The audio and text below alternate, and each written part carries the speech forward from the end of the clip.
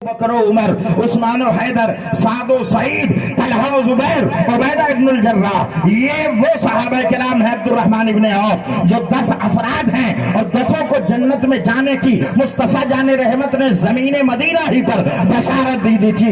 اسی میں ہے وہ سعد جن کا بیٹا عمر تھا، اس نے پہلا تیر حسین اعظم کی طرف چھوڑنے کے لیے اپنے ترکش سے تیر نکالا، کمان پر چڑھایا، آقا حسین خود میدان کارزار میں تشریف لے گئے اور کہا دیکھو تم سب میرے نانا کی امت ہو، اذان تمہاری طرف بھی ہو رہی ہے، نمازیں تم سب بھی پڑھ رہے ہو، ایک الگ بات ہے کہ تم الہیدہ پڑھتے ہو، ہم الہیدہ پڑھتے ہیں، امام تم نے بھی کسی کو بنا رکھا ہے، امامت ہم بھی کرتے ہیں، اب فیصلہ تمہیں کرنا ہے کہ حق و صداقت کس کے ساتھ ہے، حق پر کون ہے، مصطفیٰ جان رحمت کا دیوانہ کون ہے، شریعت کس کے گھر کی ہے، قرآن کس کے گھر میں نازل ہوا ہے۔ اگر بات یہ صاف ہے کہ قرآن میرے گھر میں نازل ہوا ہے، شریعت میرے گھر کی ہے، تو کان کھول کے سنو کہ ہم یزید کے ہاتھ پر ہاتھ دیتے مگر اس شرط کے ساتھ کہ وہ دینی آدمی ہوتا، وہ دین سے کوسوں دور ہے، اما اس کا فسق و فجور شہرت پا چکا ہے،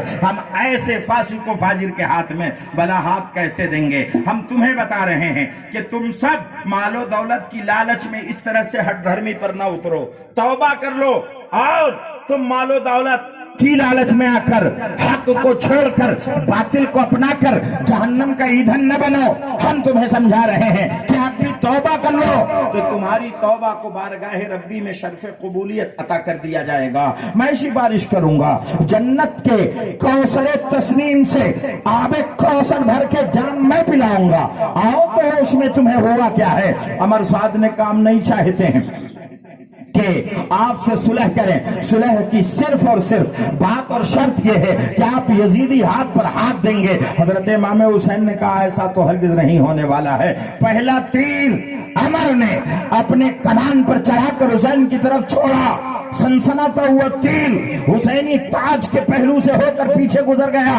آپ فرماتے اچھا، اس نے کہا میں نے جنگ کی شروعات کر دی ہے، لوگوں گواہ ہو جاؤ، اے شامی سپاہیوں گواہ ہو جاؤ، اے عراقی سپاہیوں گواہ ہو جاؤ، اے کوفہ کے وفاداروں گواہ ہو جاؤ، دیکھو ہم نے پہلا تیر چلا کر جنگ کی شروعات کر دی ہے۔ مصطفیٰ جان رحمت صلی اللہ علیہ وسلم کا پروردہ شیر خدا کا شیر حضرت حسین اعظم نے حتی الامکان سمجھانے کی کوشش کی مگر سمجھ بات نہیں آ رہی تھی، مگر اس جماعت آدھا میں لشکر دشمنوں کے لشکر میں کھڑا حر ابن ریاحی کی نظر بار بار حسین کے چہرے پہ پڑ رہی تھی، دیکھتا شرمندگی سے جھکا لیتا، دیکھتا پھر نگاہیں جھکا لیتا۔ شمر بولا کہ اے حر تم بار بار اپنی نگاہیں اٹھا کر حسین کا چہرہ کیوں دیکھ رہے ہو؟ تو حر نے کہا اما حسین کے چہرے سے صحیح چمک نظر آ رہی ہے، مجھے ایسا لگ رہا ہے حق پر وہی ہے، میں یہ نہیں جانتا تھا تم 2000 سپاہیوں کا دستہ دے کر حضرت حسین اعظم کو گھیر کر یہی لانے کے لیے ہمیں کہو گے، اور یہاں جب ہم آ گئے ہیں تو ظلم و تشدد پر آمادہ ہو تم، مصیبتوں کے پہاڑ توڑنے کے لیے تیار ہو تم۔ ہم نہیں چاہتے ہیں کہ ایسا ہو۔ اپنے گھوڑے پہ سوار ہوا، ایڑ لگائی، دربار امام حسین میں حاضر ہو گیا، عرض کرتا میرے آقا غلطی مجھ سے ہوئی ہے، میں چوک کر گیا ہوں، معذرت خواہ ہوں، میں نہیں جانتا کہ آپ کے ساتھ اس طرح سے ظلم کیا جائے گا، اب میں چاہتا ہوں کہ آپ اپنی غلامی میں مجھے قبول فرما لیں۔ اے میرے آقا سے کہہ رہا تھا کہ آپ جہاں چاہیں نکل جائیں، میری کوئی خاص غلطی نہیں ہے، غلطی صرف یہ ہے کہ اول سے یہ بات جانتا تو میں ان سے بھڑ گیا ہوتا۔ اے میرے آقا اب تو میں آپ کے ساتھ آ گیا ہوں، مصطفیٰ جان رحمت صلی اللہ علیہ وسلم کے پروردہ ہم سب کے آقا حسین اعظم نے ارشاد فرمایا حر کہنا کیا چاہتے ہو؟ کہتے ہیں میری ماں نے میرا نام حر رکھا ہے، عربی کے اس لفظ حر کا معنی آزاد ہوتا ہے۔ یا رسول اللہ کے بیٹے حسین اعظم جب میں اپنی ماں کے کہے اور اس کی زبان سے آزاد ہو تو میں چاہتا ہوں کہ جہنم سے بھی مجھے آزاد فرما دے۔ حضرت حسین اعظم نے کہا جاؤ، اللہ تعالیٰ کے کرم سے ہم اجازت دیتے ہیں، دشمنوں کو بتا دو کہ حسین کے غلاموں کی طاقت کا حال یہ ہے کہ جب وہ حق و صداقت کے ساتھ ہو کر باطل سے ٹکراتے ہیں تو اس وقت تک ان کی تلواریں میان میں نہیں جاتی ہے جب تک خط فاصل نہ کھینچ دیں، حق و باطل کے بیچ فرق نہ پیدا کر دیں۔ حضرت حر تیاری بناتے ہیں اور لوٹ کر پھر یزیدی لشکر کی طرف آتے ہیں، مخاطب ہو کر کہتے ہیں کہ اے عمر تم نے اچھا نہیں کیا ہے، تم عبید اللہ ابن زیاد کے دیے ہوئے لالچ میں آ گئے ہو، یہ 22,000 کی لشکر جرار لے کر 72 آدمیوں کو گھیر لیا ہے، تم یہ سمجھتے ہو کہ ہم حسین کو قتل کر دیں گے تو حق مٹ جائے گا، خبردار کان کھول کر سن لو، ایسا ہرگز نہیں ہوگا، تم سب کو یہ پتہ نہیں ہے کہ تم لوگ اسی کا کلمہ پڑھتے ہو جو حسین کا نانا ہے، اسی کے گھر اترے ہوئے قرآن کی تلاوت کرتے ہو جو حسین کا نانا ہے، اما تم حسین اعظم سے جنگ کے لیے آمادہ ہو، مصطفیٰ نے انہی کو اپنے شانے پر سوار کرا کے مدینے کی گلیوں میں ٹہلایا ہے، تم حسین کے ساتھ زیادتی کر رہے ہو، یہ حق پرستی نہیں ہے، یہ باطل پرستی ہے، ہوش میں آؤ۔ عمر سعد نے کہا اما تم کہنا کیا چاہتے ہو؟ اگر تم حسین کی طرف چلے ہی گئے ہو تو میں تم سے کہتا ہوں کہ اب تم جنگ کے لیے تیار ہو جاؤ، ہم تمہاری تقریریں سننے کے لیے نہیں ہیں، خبردار ہوش میں آؤ۔ تاریخ شاہد ہے کہ ایک شخص آگے بڑھا حضرت حر پر، اس نے وار کیا، آپ نے اس کے وار سے اپنے آپ کو بچا لیا اور گھما کے جب تلوار ماری ہے تو ٹکڑے ہو کر زمین پر گر گیا۔ حضرت حر نے کہا آقا حسین اجازت ہو تو میں اپنے پاور کا استعمال کروں۔ تاریخ شاہد ہے کہ کبھی آپ دائیں لشکر میں گھستے تو بھیڑیوں کی طرح بھگا دیتے یزیدیوں کو، بائیں لشکر میں جاتے تو گاجر مولی کی طرح کاٹ کر زمینوں پر سلا دیتے انہیں، سب حیرت زدہ تھے۔ حسین نے ایک چکر لگایا ہے 22,000 یزیدیوں کا، کئی ایک کو تہتے کیا ہے، گھوڑا گھما کر حسین اعظم کے دربار میں حاضر ہوتے ہیں، کہتے ہیں آپ کی غلامی کا شرف ہے، کرم ہے، اگر پانی کے خطرات ملتے تو بتا دیا جاتا انہیں پاور کسے کہتے ہیں، طاقت کسے کہتے ہیں۔ حضرت حسین نے کہا یہ پہلے سے مرعوب ہیں، گھبرائے ہوئے ہیں، ڈرے ہوئے ہیں، یہ جانتے ہیں میں حسین ہوں، میری رگوں میں شیر خدا کا خون گردش کرتا ہے، یہ جانتے ہیں میں حسین ہوں، میں نے فاطمہ زہرا کا پاکیزہ دودھ پیا ہے، یہ جانتے ہیں میں حسین ہوں، میں مصطفیٰ کی انگشت نبوت کو پکڑ کر سنبھلنا سیکھا ہوں، انہیں پتا ہے یہ بھوکا بھی رکھیں گے تو بھی مشکل ہوگا نمٹنا، یہ پیاسا بھی رکھیں گے تو بھی مشکل ہوگا زور آزمائی کرنا، ابھی تو تم غلام ہو، اپنی غلامی کا حق ادا کرو، جاؤ انہیں بتا دو کہ حق کے لیے غلام بھی کھڑا ہوتا ہے تو کسی سے سلام نہیں کرتا جب تک اس کا سر اپنی زمین جب تک اس کا سر زمینوں پہ ڈال کر اسے دھول نہ چٹا دے۔ حر نے پھر رخ کیا ہے لشکر کا اور بڑی تیزی سے وار کرنے کے لیے آگے بڑھے ہیں۔ عمر سعد نے کہا کہ اما تم لوگ ایسے ہی تماشا دیکھو گے، ایک کے بعد دیگرے لڑو گے تو لفڑا ہو جائے گا، ایک کے بعد دیگرے باری باری ہو کر لڑنا دشوار ہوگا، خبردار ان لوگوں کی طاقت کا حال بڑا عظیم ہے، اس کا تذکرہ کرنا یہاں موضوع نہیں ہے۔ اما سنو یہ اکبارگی حملہ کرو، تیروں کی بوچھار کرو، انیوں کی وار کرو، تلواروں کی دھار ان پر ڈالو اور سنو تنے تنہا کوئی لڑنے کی کوشش نہ کرے ورنہ ملاقات ملنا اور نمٹنا مشکل ہوگا، فتح یابی ہماری مقدر نہیں ہوگی، ان سے لڑ بھیڑ جاؤ۔ تاریخ شاہد ہے کہ جب حضرت حر کو گھیر لیا گیا، تیر چلایا گیا، تیر آتا ہے اور آپ کے سینے میں پیوست ہو جاتا ہے، آپ زمین پر اپنے گھوڑے سے گر جاتے، آواز دیتے آقا حسین سنبھالنا۔ عمر سعد نے کہا حسین آؤ، زمین کربلا کی پہلی لاش ہے، لے جاؤ، آؤ تمہاری جماعت کا پہلا شہید ہے، اسے لے جاؤ۔ آپ ذرا اندازہ کریے اور غور کریے گا نبی کریم علیہ التحیۃ و تسلیم کے اس شخص کو جسے دنیا حر کہتی ہے، جس کی وفاداری کا جواب نہیں ہے، مصطفیٰ جان رحمت صلی اللہ علیہ وسلم کے دربار عالی وقار کا پروردہ حسین کا غلام حر، اب ماں نے حر نام رکھا تھا جس کا وانا آزاد ہوتا ہے، حسین اعظم نے بھی جہنم سے آزاد کر دیا اور کہا اے حر جاؤ، تمہیں جہنم سے آزادی کا پروانہ دیتے ہیں، جنت تمہارا حق و حصہ ہے۔ حضرت امام حسین شہید ہوئے، آپ کی لاش کو آقا حسین اٹھا کر خیمے میں لائے، اب انتظار کیا جانے لگا۔ سب یہ جان لیں کہ یہ کوئی مجبوری نہیں تھی، مجبور وہ ہوتا ہے جو بے پاور ہو، مجبور وہ ہوتا ہے جو بے شکتی ہو، مجبور وہ ہوتا ہے جو بے اختیار ہو۔ یہ تو اختیار والوں کے گھروں کے پروردہ ہیں، یہ تو پاورفل لوگوں کے ہاں سے اپنے خاندانی تعلقات رکھتے ہیں، یہ تو وہ ہیں جن کے ہاں فرشتے ادب سے آتے ہیں اور جب یہ سو جاتے ہیں تو ان کا جھولا جھلاتے ہیں. یہ حسنین قریبین طیبین طاہرین کا گھرانہ ہے جس کا زمانے میں ایسا وقار رب نے اجاگر فرمایا ہے کہ ساری کائنات کے انسانی اقتدار والے لوگ بھی سادات کے احترام پر مجبور ہوتے ہیں. جسے ہم سید و سادات کہتے ہیں یہ اولاد حسنین کریمین ہی کی ذات ہیں. جب ان کے بچوں کی یہ عزت ہے تو اندازہ کریں حسین اعظم کی کیا عزت ہوگی.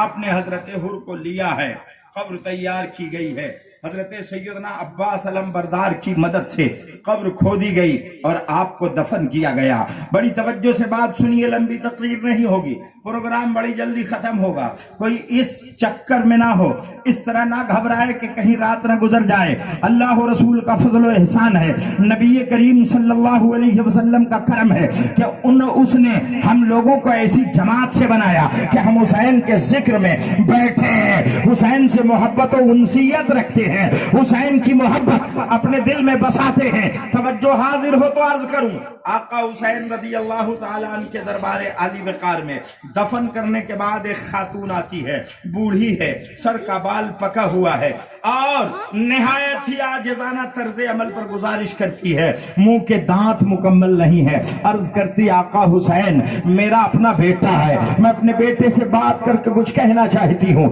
اپنے بیٹے کے پاس گئی جس کا نام وہب ابن عبداللہ کلبی ہے. وہب سے کہتی بیٹے میں یہ جانتی ہوں کہ 15 دن تمہاری شادی کے ہوئے, ساتھ میں تمہاری دلہن بھی کربلا آئی ہوئی ہے, تم اپنی بیوی کو سنبھالو اور سمجھا لو. میں چاہتی ہوں کہ جب تم ہو تو تم ہی میری کمائی ہو, اکلوتے بیٹے ہو, تم ہی میری پیوجی ہو, میرے ایک ہی نور نظر ہو, تم ہی میری بڑھاپے کی لاٹھی ہو, تم ہی میری زندگی کے سہارے ہو. اے میرے بیٹے تم تیار ہو حسین اعظم پر اپنی جان کو فدا کر دو, آقا حسین پر قربان ہو جاؤ, یہ میری منشا ہے تاکہ بارگاہ الہی میں جب ہم لوگوں کی حاضری ہو تو میں فخر سے کہہ سکوں کہ میرے پاس ایک ہی بیٹا تھا, میری آنکھوں کا تارا تھا, زندگی کا سہارا تھا, مستقبل کا فلسفہ تھا, بڑھاپے کی لاٹھی تھی. اے میرے رب تیرے محبوب کے نواسے حسین پر میں نے کربلا میں اسے قربان کر دیا تھا. اگر تو نے قربانی کا ارادہ بنا لیا تو میرے بیٹے سن, میں اپنا دودھ معاف کر دوں گی, اپنے اللہ سے دعا کروں گی کہ ہر ماں کو ایسا بیٹا عطا فرما دے. جیسے یہ گزارش کیا ہے وہب نے اپنی بیوی سے ملاقات کیا ہے اور کہتے میری بیوی 15 دن ہم لوگوں کی شادی کو ہوئے, میں جانتا ہوں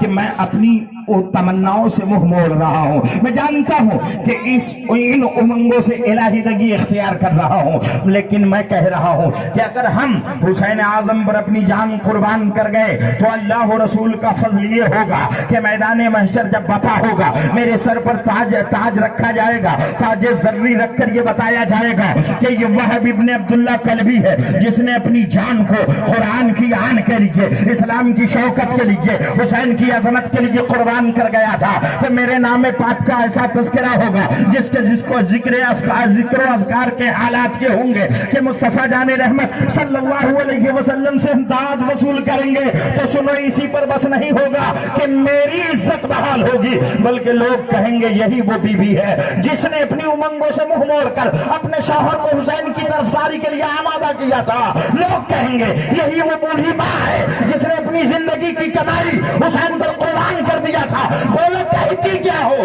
بیوی نے کہا میں سعادت سمجھوں گی, میں فخر سے زندگی بسر کر لوں گی, میں چاہوں گی کہ میرے سر کے تاج زندگی کے سہارے, مستقبل کے فلسفے آقا حسین پر قربان ہو جائیں. اب ماں بھی, بیوی بھی, بیٹا بھی دربار عالی وقار امام علی مقام میں حاضر ہوتے ہیں.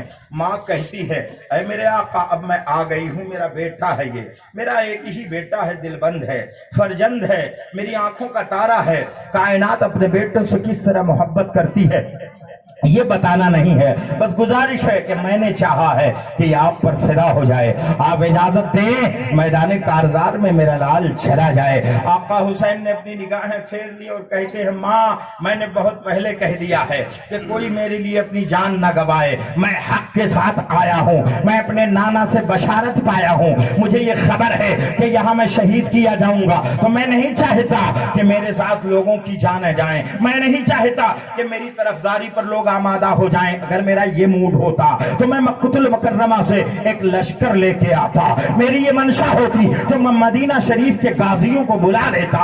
मेरी मर्जी होती तो एक से एक तलवारें हमारी शहजोरी और मुहाफिजत और मुआमिनत के लिए तैयार होती। ऐ मेरी माँ और बूढ़ी माँ, मैं तुमसे ये नहीं चाहता कि तुम ऐसा करो, अपनी नूरे नजर को गंवा दो मुझ पर। माँ ने कहा ये सआदत है, ये जिंदगी है, ये बका है, आप इजाजत दे, मैं इजाजत लेना चाहती हूँ। तब तक बीबी ने गुजारिश किया कि ये मेरे सर के ताज जरूर हैं, 15 दिन ही शादी को हुए हैं, मगर मैं नहीं चाहती कि ये करबला में रहें और हम आपके नाने मुस्तफा को मैदान महशर में मुंह न दिखा सके। अम्मा आप अर्जी कबूल कर ले, मैं भी गुजारिश करती हूँ आका हुसैन इजाजत दे दें। आका हुसैन ने देखा तो वहाब आपके कदमों में गिर के अपने पांव पकड़ लेते हैं, अर्ज करते आका अगर ऐसी सआदत मिल गई कि मैं शहीद हो जाऊं तो मैं फख्र से ऊंचा हो जाऊंगा, मेरी अजमत बहाल हो जाएगी, मैं कलबी घराने और कबीले का रहने वाला हूं। अल्लाह ताला इस एजाज के बदले हमारे कबीले पर अपनी रहमत कामिला नाजिल कर देगा। मेरी मंशा और तबीयत है, दिल लेकर आया हो।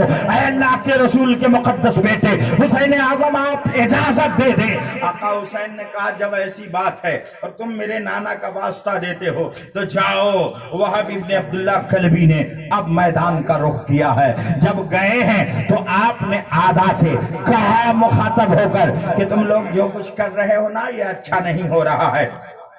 तुम लोगों ने जुल्मन हुसैन और हुसैनियों को कत्ल करने का जो मूड बनाया है ये ठीक नहीं है। हजरत इमाम हुसैन को मोहब्बत से अपना इमाम बनाने के लिए बुलाया है और जब आ गए तो मजलूम बना दिया है। जब आ गए तो जुल्म शितम के पहाड़ तोड़ने लगे हो। जब आ गए तो जुल्म बर्बरियत के शिकंजे में कसने की कोशिश कर रहे हो। खबरदार ये दुरुस्त नहीं है। क्या तुम्हें पता नहीं है कि तुम इन्हीं हुसैन आजम पर अपनी नमाजों में दरूद पढ़ते हो, अल्लाहुम्मा सल्ली अला सय्यिदिना व अला आले सय्यिदिना कहते हो। यही आले नबी है जिस पर तुम दरूद पढ़ के अपनी नमाजों को बारगाहे रब्बी में कबूलियत के लिए तैयार कराते हो। सुनो, इन्हीं को कत्ल करने पर आमादा हो।